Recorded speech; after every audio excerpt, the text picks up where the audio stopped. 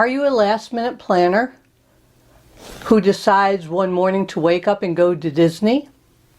Or do you need copious amounts of spreadsheets before you're ready to take that trip? Is there a right way or a wrong way to plan? Today on Walt Disney World Adults Only, we'll find out.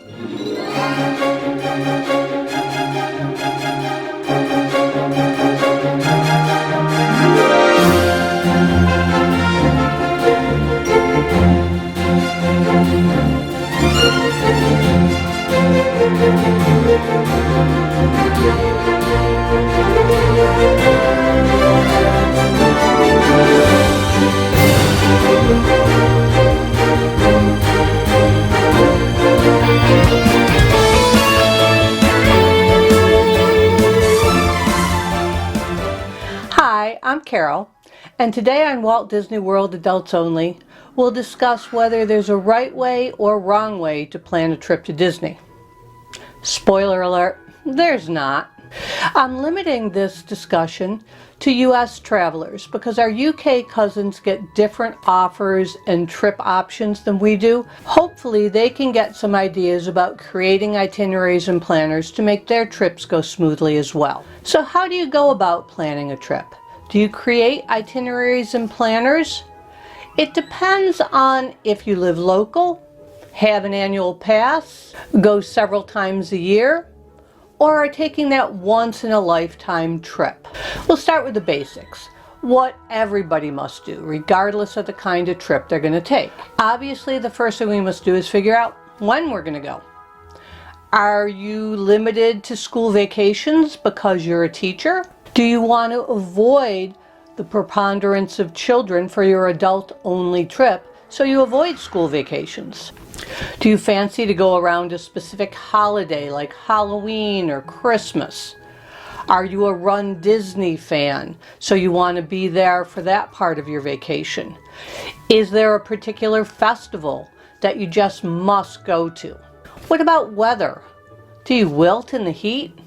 All those things need to be taken into consideration. While it's nice to try and find a time that's less crowded, the reality is there's some school on school break, some school competition, a Run Disney event, a festival, a national holiday, a 3-day weekend.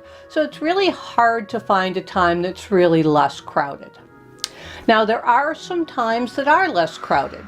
For example, after school goes back into session, so the beginning of September. But then you're faced with hurricane season. Or maybe the first part of December, but that's when the parks usually have the shortest hours. I suggest picking a time where you can do most things on your wish list and let the crowds fall where they may. Okay, so we've decided when to go and how long to go. Remember, the longer you stay, the less expensive is that park ticket. So a one-day ticket is somewhere around $125 a day, while a 7-day park ticket is only $75 a day. And obviously this depends on the time of year that you're going to go, so it can vary a little bit. It makes sense for me to go once every 2 years for 2 weeks with one plane fare, then to go once a year for a week and have 2 plane fares to worry about. Full disclosure, sometimes I can't last the 2 years, so I plan a quick trip in there. Since COVID, Disney has implemented a park reservation system, and it looks like that's going to stay for a while. So when you look at park availability, make sure you're looking at the right calendar, because there's a separate calendar for annual pass holders, just ticket holders, and resort guests. And resort guests get the most availability. So the next thing you need to do is book those park availabilities. As restrictions lift, there is more availability, but generally Hollywood Studios and Magic Kingdom are the first to fill up. Wait, I have to decide maybe months ahead what park I'm going to go to on what day? Seriously? Yep. It's a great idea to slot in a park just so you know you have availability if availability gets restricted. You can always change your park reservation even on the day of, as long as there's availability. Now the caveat here is that you have to cancel your existing park reservation before you can book another. So make sure that there's availability before you cancel. So if you live a stone's throw away from Disney World and are planning just to go for the day, that's pretty much all you have to do. Unless maybe you want to make a dining reservation, which I'll talk about in a minute. You probably don't need a planner or to make a list in order to do that. Gee, I have the day off, I have an annual pass, the weather's great, there's availability at Epcot. I think I'll hit Test Track and Soarin' and then pick up something for dinner. I wish I had the opportunity to do that. For me, it's a little more difficult, and I think for a lot of us, it takes a little more planning than that. Okay, so let's look at that second group of vacationers. That's where I fall in. You want to go for an extended time, and you don't go that often. Here's where those itineraries and planners do come in handy. First thing we have to do is decide whether to stay on property or not. Honestly, it depends on your budget. DVC members are going to stay on property as long as they have points and availability. They pay for the privilege of staying in a deluxe resort at a moderate price. Now, if you've got a huge group of adults and you want a kitchen and you want a private pool, then you might look into renting a house off property. If it's in your budget, however, I strongly suggest staying in the Disney bubble. If you want to pop back to your resort for a swim or a nap, or just freshen up before you go to a fabulous dinner, it's so much easier when you're staying on property. On my solo trips, I feel perfectly safe, even late at night, using Disney transportation. So let's say you are staying on property. Can you afford a deluxe, a moderate, a value? Do you want to be on the Skyliner so it's easy to get to Hollywood Studios or Epcot?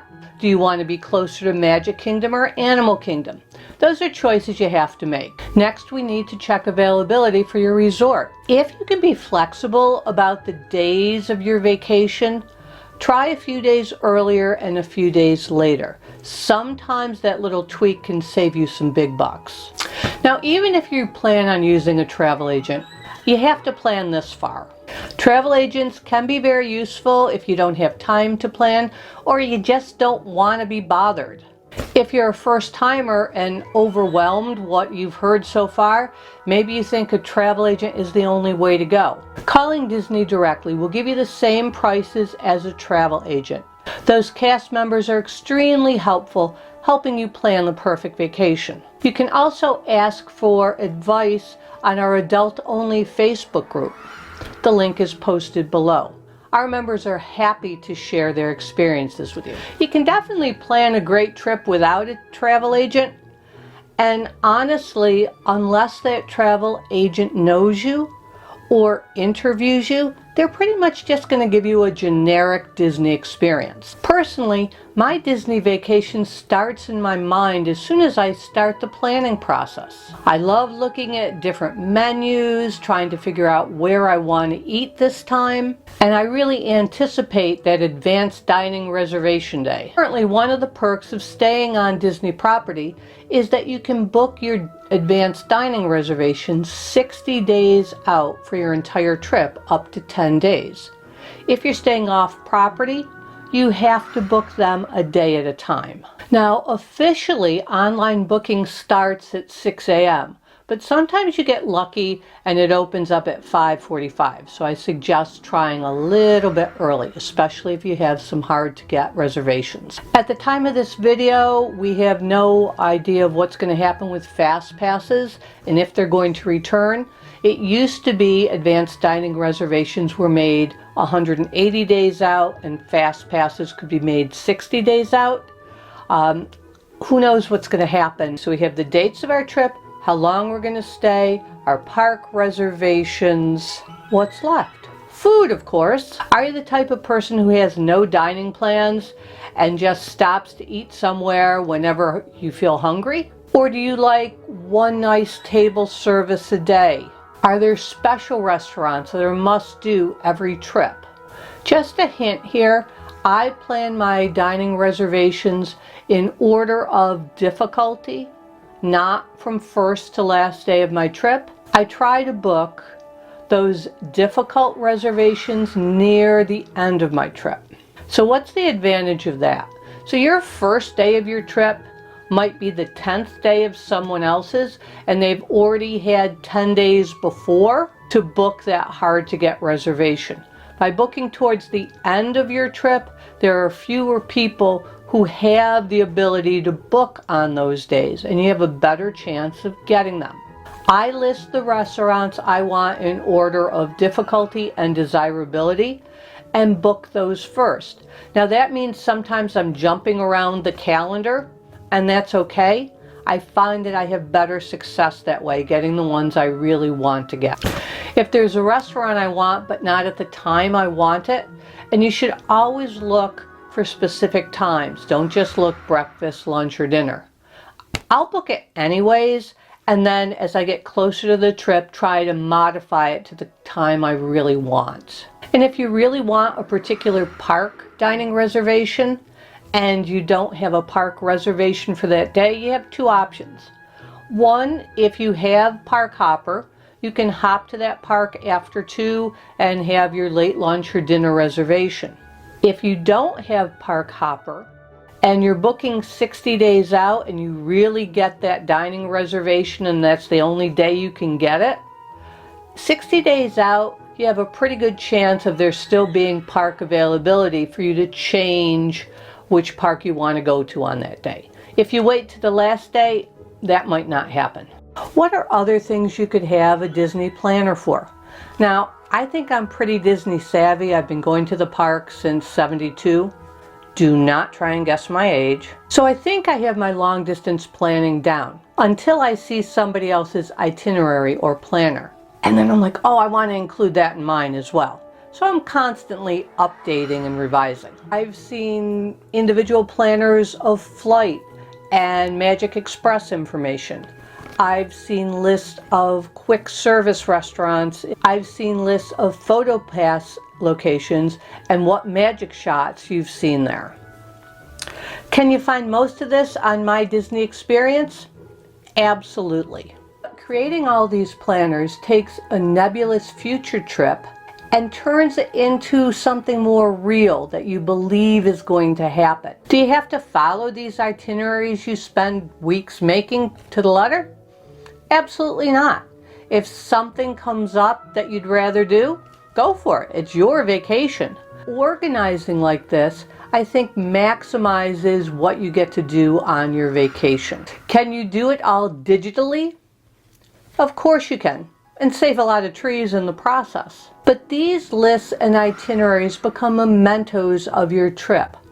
The spreadsheet I shared with you, as I was reviewing it, I realized we got to see the last performance of Illumination and got to see the new fireworks that replaced it. Some people save every itinerary in a binder and go back and review them just as you would your photos from Memory Maker. It gives you a chance to relive that trip over and over again. I hope you've enjoyed this video and I've given you some ideas as to how to create planners that make your vacation run a little more smoothly. If you have a great template and you're willing to share, I'm sure our Walt Disney World adult-only members would love to see it. And if you're not a member yet, please join us. The link is in the description below. I promise not everybody is crazy as me about their planning addiction, but it is one place where you go where adult-only trips are not only accepted but encouraged. If you found this video helpful, please give it a thumbs up and share it with your friends. Thanks. Please subscribe to our channel to see other adult-only focused videos and hit the bell so you know when new videos come out. And remember, never grow up.